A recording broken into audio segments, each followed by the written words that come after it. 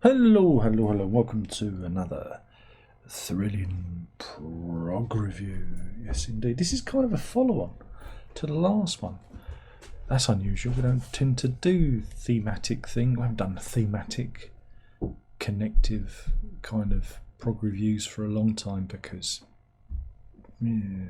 But I thought this would be a good one. Now, in the last prog review, we talked about Mike Oldfield's Boxed compilation from 1976, I think it was 76, yeah. And on that, there is a record within the box set called Collaborations, where he works with a number of different people. He appears, and one of these people is David Bedford, and that's why we're talking about the Odyssey. Excuse the that. I got this for 99p back in 1989, and yeah, David Bedford's The Odyssey from 1976 to 2. 2 is, again, this is the one that Mike Oldfield appears on, and the song was taken from on the box. So that's the connection, that's the connective tissue between the two. Now, David Bedford fell into the progressive sphere way back in 1969, I think it is, with Kevin Ayers and Joy of a Toy. He provided some of the orchestration for that. They kind of fell in with that crowd, of course. Mike Oldfield played with Kevin Ayers, with The Whole World, that was the name of the band, and again they all fell in with each other, as it were. And this isn't like Bedford's first album. It's his probably his fourth or fifth. I'm not sure. I'm not sure, because on Wikipedia there isn't a decent discography. But before we got to this, he orchestrated the orchestral Tubular Bells. I'm surprised it hasn't had a reissue. I know some iffy outfits done the Hergis Ridge reissue, but it's not official. So, but I'm getting off the topic. So yeah, the Odyssey. I saw this again, going back to 1989, whenever it was. I'd been listening to the boxed albums when I had it on cassette at that point, and whichever tracks it was with the Phoenician Games. That's the one that features Mike Oldfield. And then I saw this in the second-hand record shop, and you go, oh, I know that. And there's Mike Oldfield's name, but there's also, he holds it up for demonstration purposes, there's also Andy Summers' name on here too. Yeah, Andy Summers, that guy from The Police, among other bands. Zoot Money.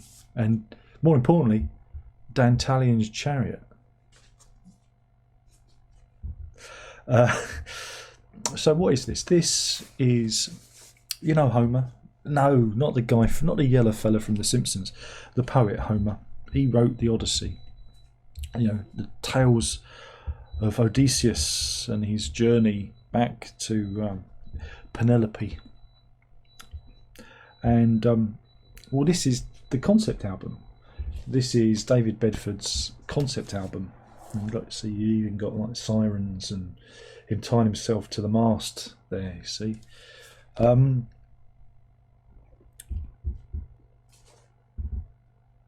So this falls into the whole progressive music genre, even though Bedford was probably better known for moving in classical realms, falling in with the likes of Oldfield and Kevin Ayers. He started doing this kind of music. Now this is keyboard synthesizer based, with a smattering of guitars and whatever. So yeah, it's very much an experimental keyboard album. The good thing is you get a little insert which tells you the story of Odysseus and what he goes through, meeting Circe and, like I say, the Scylla and Charybdis and the sirens. tells you the whole story. So I think that's pretty cool. That. So yeah. Wait a minute. I've just realised I've got two. I've got two of the same insert. I had not realised that. Wow, I am blessed. I am blessed. You kind of wondered it might have been meant to be an inner bag. Look, you get the feeling it may have meant to have been an inner bag at one point, and but they turned it into an insert because it just comes with a plain. I'm doing a show. I've ended up doing a show and tell. Look at that. That's a Roger Dean design there for Virgin. So yeah, there's lots of swashes of analog synthesizer. There are some nice music, nice instrumental pieces on it, like the Phoenician games as well. And there's the bit that Summers plays on, Cersei's Island. Oh god, look, it's falling to pieces. I need to get the old Pritt stick on it. So yeah, if you're a fan of the Oldfield and you've got boxed, you may want to go and investigate this, because it's oh no, I can't get it back in the I can't get it back in the sleeve. I'm getting distracted. You might want to check it out. Again, it's something. It was funny because I put this on the other day to do this review. I thought I'd give it another playthrough before I do this, and the missus came in. She went, "What did you play?" And I said, "Don't you recognise it?" And she went, "Yeah, I do. It comes from a long time ago." I said, "Yeah, it's the Odyssey by David Bedford." And I showed her, and she went, "Oh yeah, we used to play that a lot back in the day." I said, "Yeah, I did, didn't I?" So yeah, it's one of those ones that you put it on, you get transported back. I like it. I enjoy it because it does take me back to a time. I think it's a bit of a hidden gem. I think it's